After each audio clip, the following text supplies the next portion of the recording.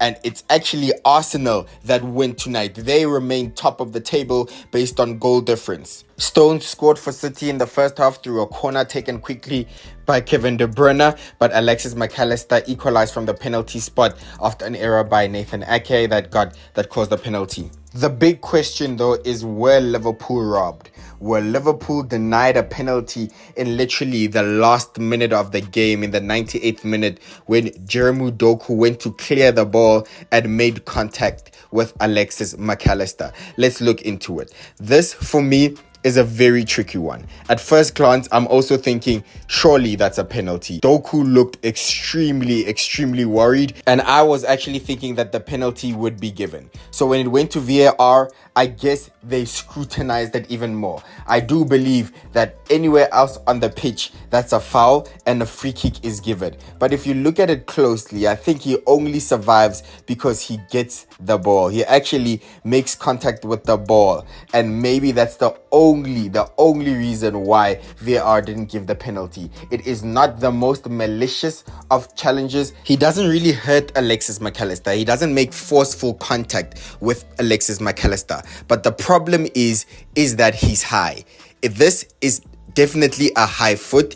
He, however, was only looking at the ball. So he was looking at the ball, turned around, and then tried to clear it. He did not have any concern about who would be coming in and where the ball would be. So in this case, definitely qualifies as reckless. I do think if the penalty was given, then the penalty would have stood. I do not think VAR would have overturned it. So in this case, what I'm trying to say is that VAR probably thought that this is not an obvious and clear error by Michael Oliver. A good example to use is the Christian Romero tackle on Enzo Fernandez that led to a red card and a penalty. Remember, Christian Romero here clearly got the ball. He really actually got the ball and cleared it.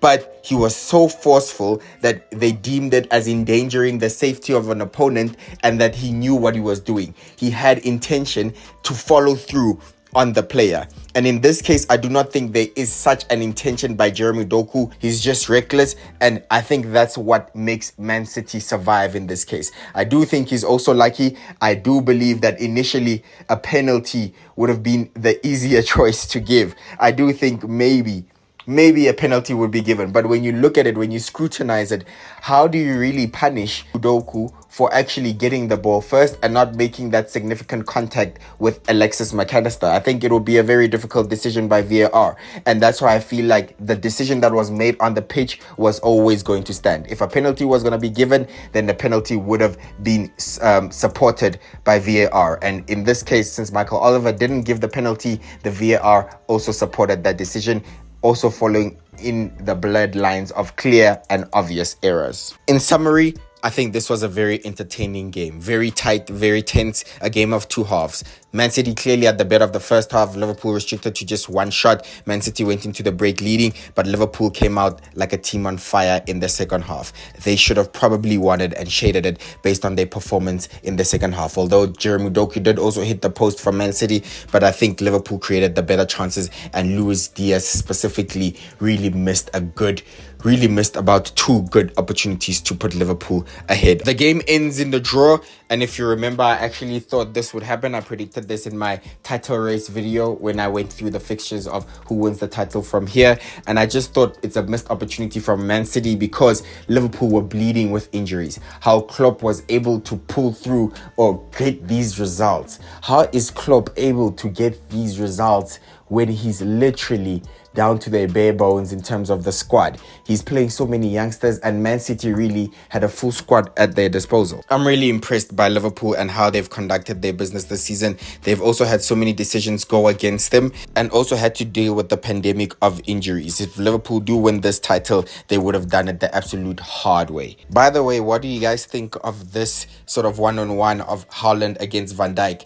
the best striker in the Premier League up against the best defender in the Premier League? And in this case, I think technically Haaland won it, right? Haaland was able to get his shot away, and it was a shot on target, but Van Dijk is probably the best one-on-one defender that I've seen in a long time. I really don't know how he's able to just really stand his ground. He has everything. He has the intelligence, he has the pace, he has the knowledge, the composure, the patience to really let the striker come at him, and he's so sure. He doesn't panic, and he usually rarely gets beat on a one-on-one. He hardly gets dribbled past Virgil van Dijk. I remember that 2-on-1 that he managed against Spurs with Sissoko, and how he handled it was probably the best 2-on-1 in terms of defending that I've probably ever seen. Extremely memorable. But in this case, I do think Haaland won it. He got the shot away. So, yeah, he didn't score though. So I guess, I don't know, something to take away. Van Dijk definitely didn't make it easy. But I don't know, I've been seeing a debate on social media about, who actually wins in that situation. And for me, Premier League player of the season is between Virgil van Dijk and Declan Rice. So far, I think those have been the two most outstanding players this season. And at the end of the day, it's Arsenal who win this weekend. Arsenal come out on top. They're the big winners this weekend, and it is an interesting title race now. Arsenal are joint top now with Liverpool, only beating Liverpool on goal difference, but Man City are a point behind both these teams. And remember, Arsenal still have to go to the Etihad Stadium.